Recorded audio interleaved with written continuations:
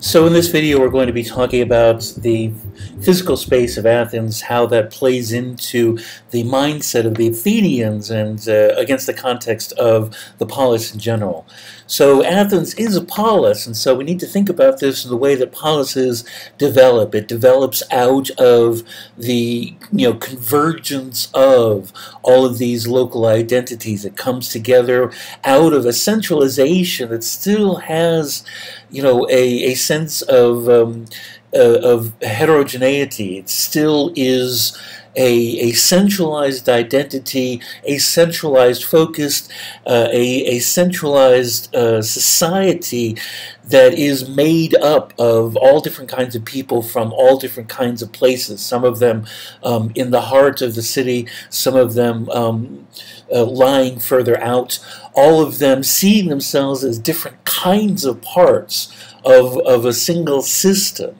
And this is the way to look at it. It's not that your local identity is destroyed, it's that it is subordinated to the central identity. And this is sort of an extension of the basic idea of civilization. Civilization is about the placing ahead of your own desires, the needs of the community, and the polis is a great evocation of this. You can think of it as a wheel and an axle. It revolves around a hub, but it still is made up of different parts and different places that are further away or different kinds of things.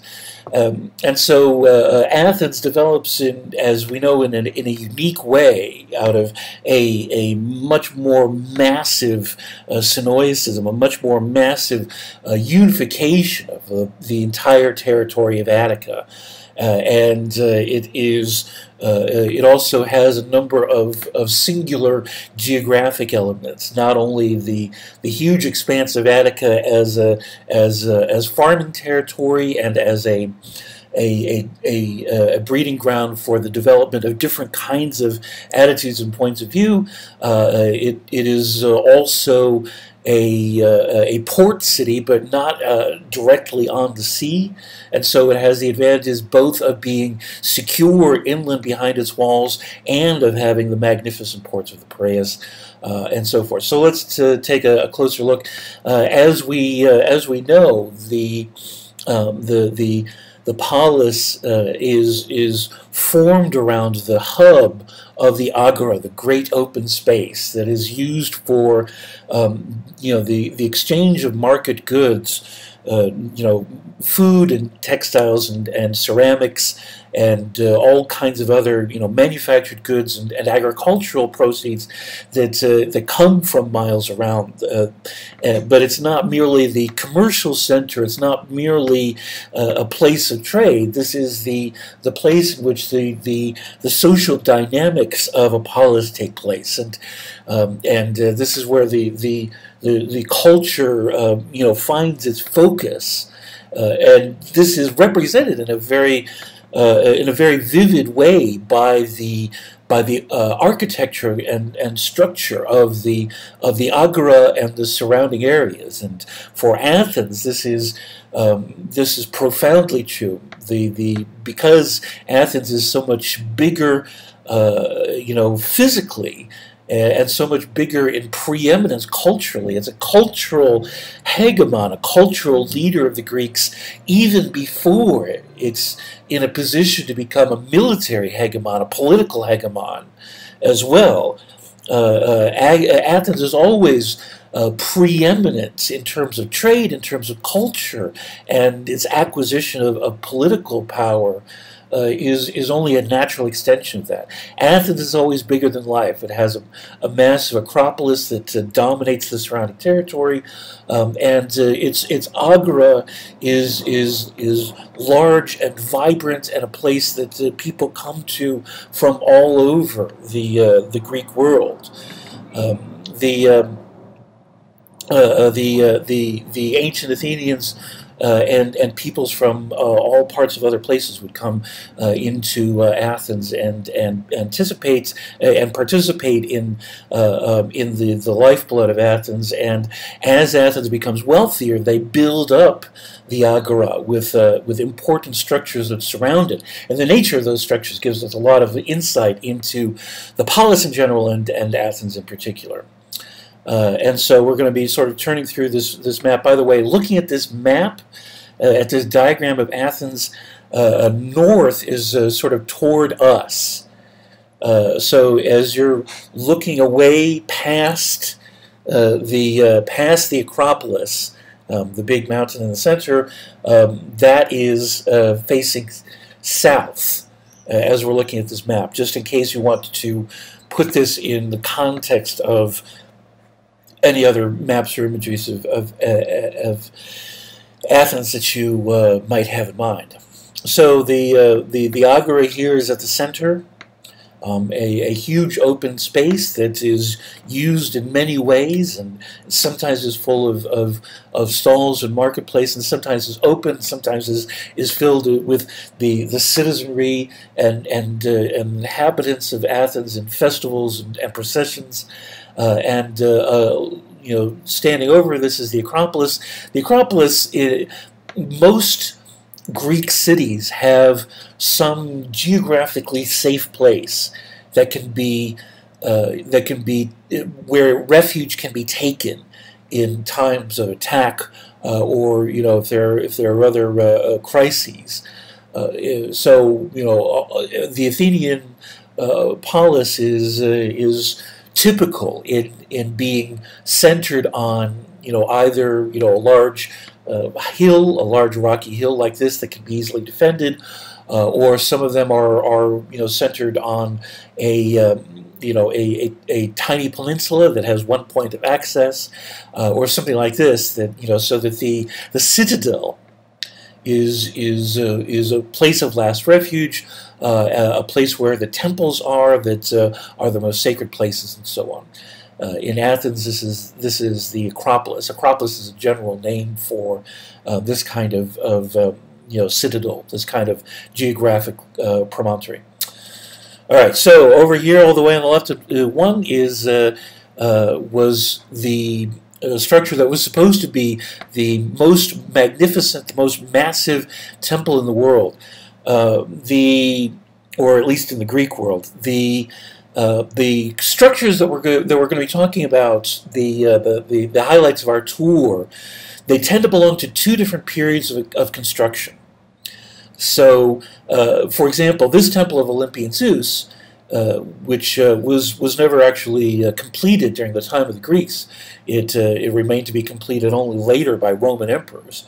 The temple of Olympian Zeus was commissioned and construction begun during the time of the tyrants, Pisistratus and his sons, in the mid 6th century, and then the other wave of construction is at the time of great patriotism and the time of Athens aggrandizing itself, the age of Pericles, and the Peloponnesian War. A number of very important structures and famous structures were built during the Peloponnesian War. So much like we've already discussed how you know, some of the greatest works of art and literature and the theatrical plays are the product of the fertility, the time of great you know, tension and vibrancy of the Peloponnesian War, the time in which Athens is fighting for itself in a cultural way as well as in a military way.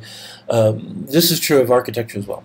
So the Temple of Olympian Zeus belongs to this first period under the tyrants, the preceding century, and a number of the buildings around the agora belong to the later period. In the agora itself, a lot of government business takes place, and a lot of, you know, what we could call government buildings are constructed around the agora. And so we have a number of structures that we'll see in a moment. One of these is law courts where cases are tried.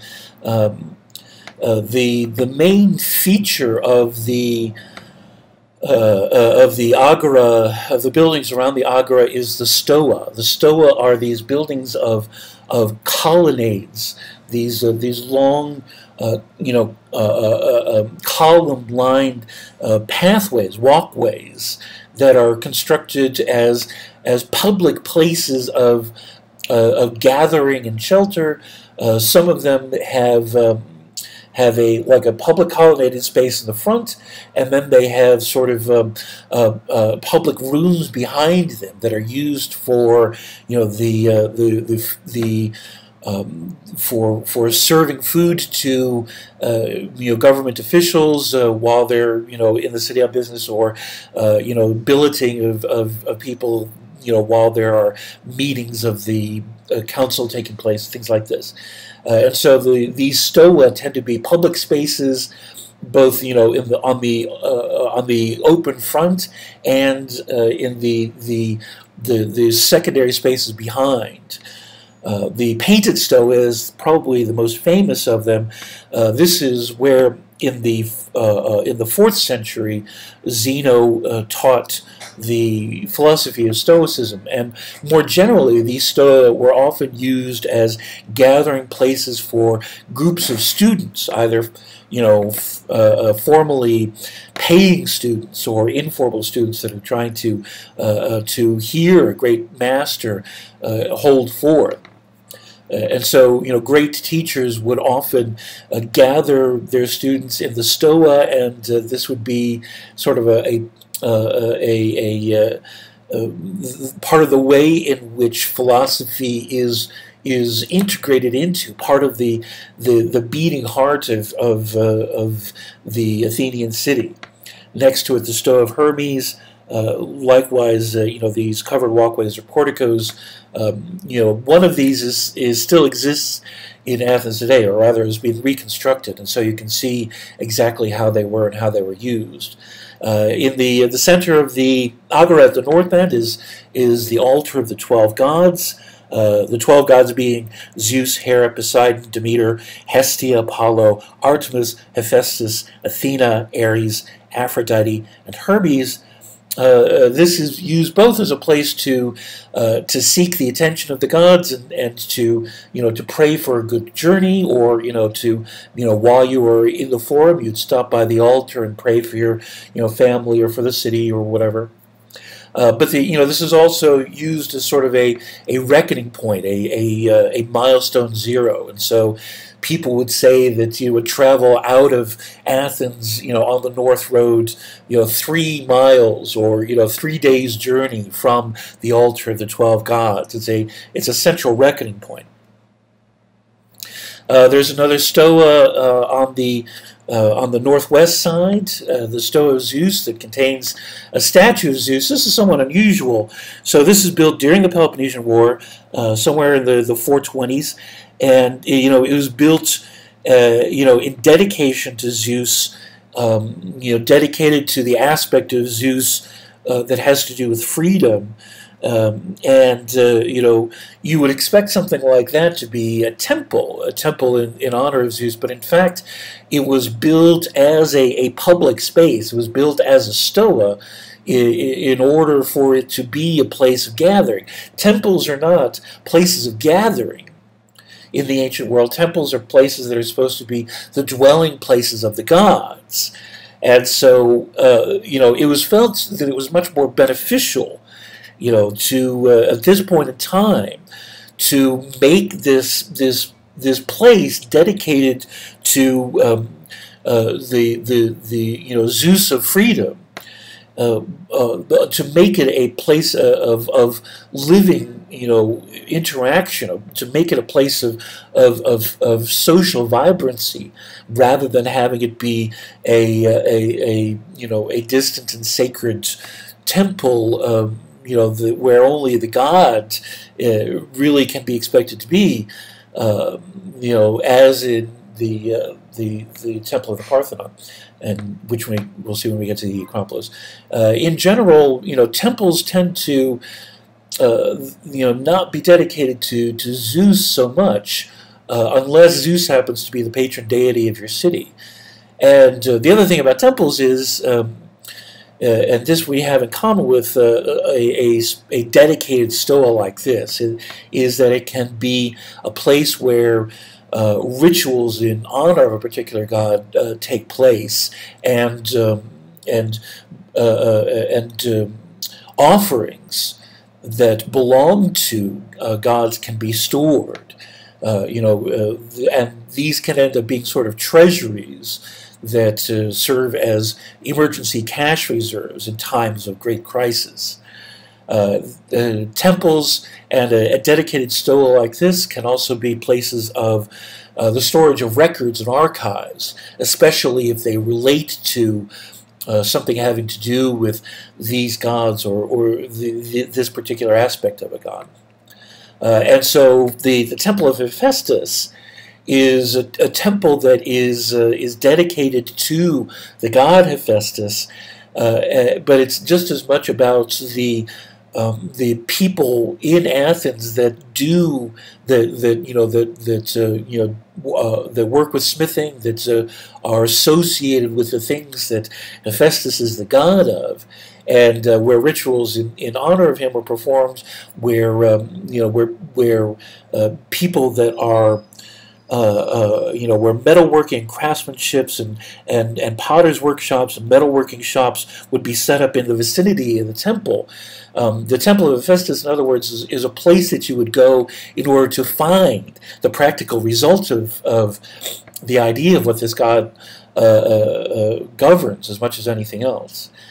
Toward the southwest end, we have a number of government-related buildings, including the Boulieteron. The Boulieteron, you see this in many polis.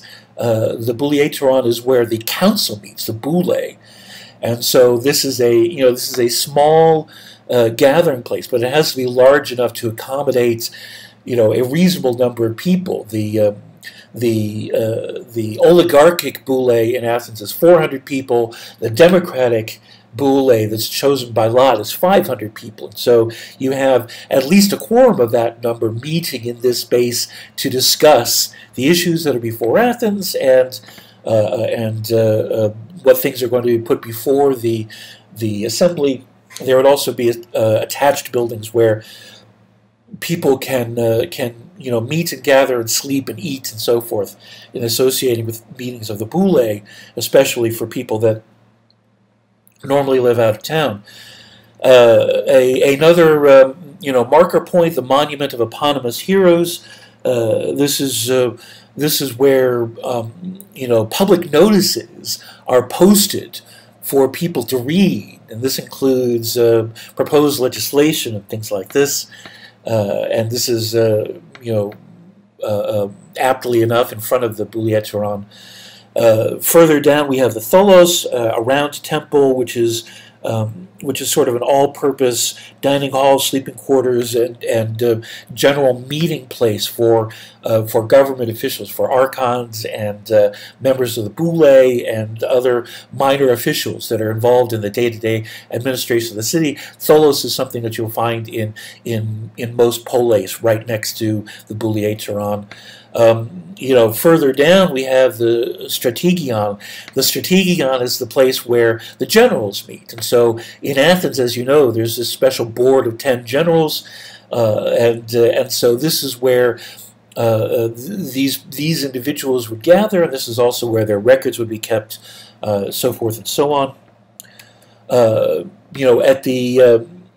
then we get more buildings that show the public nature of this space, and so people would be coming to the agora on a daily basis to trade, but also the fountain houses in the agora are the best sources of water in the city of Athens, and so as the men are going about doing their thing, the women need to go to and any household servants or whatever that are to which this task is delegated, would be gathering at the fountains to gather water and so forth in order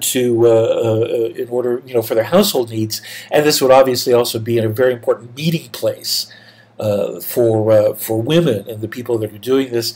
In other words, there's a public world that the men are associated with, but there's a private world that the women are associated with, and there's also a social fabric to that. There's also an interconnectedness to that. There's also a vibrancy to that that's less visible to us in our documents, but is very present in the architecture of Athens. We see another set of law courts next to the fountains. And at the southern end of the agora, another set of Stoa. This one two-storied, so it has 2 levels for public spaces and meeting rooms and eating rooms and so forth. And then we even have the mint on the corner of the agora where the coins are struck. And so this is something that you also find in most polis. Sometimes it will be closer to where the mines are. Sometimes it'll be right where people can keep an eye on it and make sure that everything is accounted for. In this diagram, we see a Pan-Athenaic procession. Any religious ritual or social procession is going to either start or end or both in the agora. It's going to involve the people of Athens, or whatever polis it is, but in this case Athens, gathering in the agora and undertaking this festival. Out to another temple or out to a temporary fairgrounds or whatever it is. The Pan-Athenaic is the most important festival. It's undertaken yearly, and after the time of the tyrants, after the time of Pisistratus, every 4 years there's a special 8-day mega version of the Pan-Athenaic festival that involves music contests in storytelling, rhapsody contests, athletic contests for both men and boys, equestrian contests, and procession, sacrifice, boat races, prizes, celebrations. This is a huge a thing where, for the Pan-Athenaic, everybody, every man, woman, and child in the vicinity of Athens, even the non-citizens, even the medics, even some of the slaves, are expected to gather here. This is the whole population coming together to pay tribute to Athens and to Athena and to the wonder of this community of them all being part of this connectedness that they celebrate and express through everything that you expect from a joyous festival celebration. At the further to the south, just outside of the edge of town, is the large open space where the assembly meets, and so this is called the Pnyx, and this is again, you can still go there today and see the steps leading up to the speaker's platform and the open space before it. This is where the Athenians would gather, as the ecclesia, as the assembly, and meet to decide their own fate. Again, every polis is going to have an assembly. But in 5th century Athens, this is a truly democratic assembly that is, the agenda for which is set by a truly democratic council, a truly democratic boule. And so halfway between the Pnyx and the Acropolis, we have a smaller rocky outcropping called the Areopagus. The Areopagus, early on in archaic Athens, is where the original council, the original Eupatrid council of nobles met. And so, this was the governing body early on, and they sort of set themselves in this space that is, it's called the Areopagus because it's dedicated to Ares, and so they felt they had sort of their own special connection to a different god. not just Athena, but also Ares, to make them feel sort of separate and entitled. And the Areopagus continued to be a place where the nobles met, but by the time we get to democratic Athens, they no longer have the power that they once did. The Acropolis itself dominates Athens in every way, and the architecture enhanced that. The architecture of the Acropolis is made to have the Acropolis be even more impressive, to be awe-inspiring. This is a classical case of a literally classical case of monumental building serving to impress both the resident and the visitor with the economic power and cultural power of a city. And so the other thing to remember, of course, is that now you could go there and just see ruins, but in the days of Athens's apex, it's the height of its power, these were magnificent, beautiful, and fully whole buildings. Sometimes that should go without saying, but sometimes you get used to looking at ruins when, in point of fact, they are ruins now, but they weren't obviously 2,500 years ago. And so most of the Acropolis is a sort of walled-off sacred space that is approached only for certain reasons, only for people that are conducting rituals, or storing things in the archives, or as part of a specific holiday or something like this. Most of the time, people didn't go up to the Acropolis.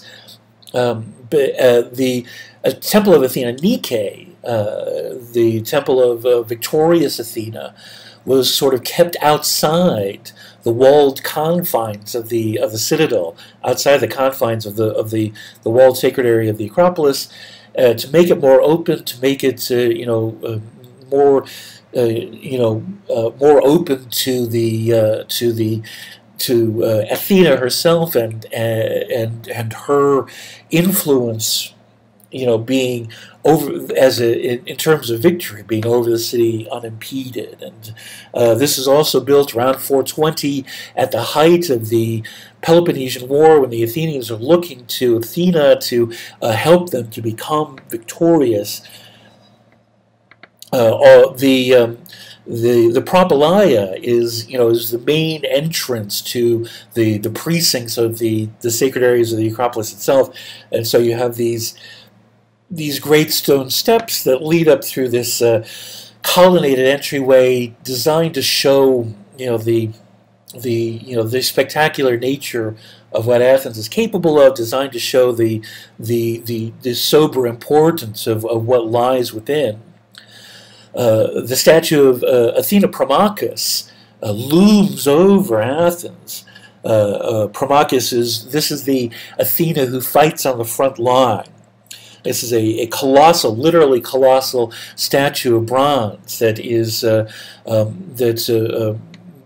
stood actually over Athens for a rather long time. It was actually torn down by crusaders, but that's another story. At the back of these sacred precincts is the Erechtheum, a temple dedicated to both Athena and Poseidon, but most famously and most prominently at all, the Parthenon, the temple dedicated to Athena the Virgin, Athena the Maiden, sort of getting at the purest aspect of Athena, as representative of sort of the most cleanest and most potent kind of power and grace that she can expend upon, that she can bless the Athenians with by her presence. This is one of the very physical ways in which we can be reminded that all of the gods of the Greek pantheon were looked upon as having different aspects that had to do with the ways in which the Greeks appealed to them in specific circumstances. And so this is the city of Athens. All of this is a is a city that comes together piece by piece over time in order to try to build itself up to be as magnificent as its reputation in a way, as its standing is, as its expectation of itself is, to be the dominant city of the Greek world, to be a world-class city, more preeminent, to be more polis than any other polis can be, to stand as the exemplar, as the zenith of what a polis is capable of. The physical, buildings are manifestations of that will, that desire, that that vector, that ideal, and that's that.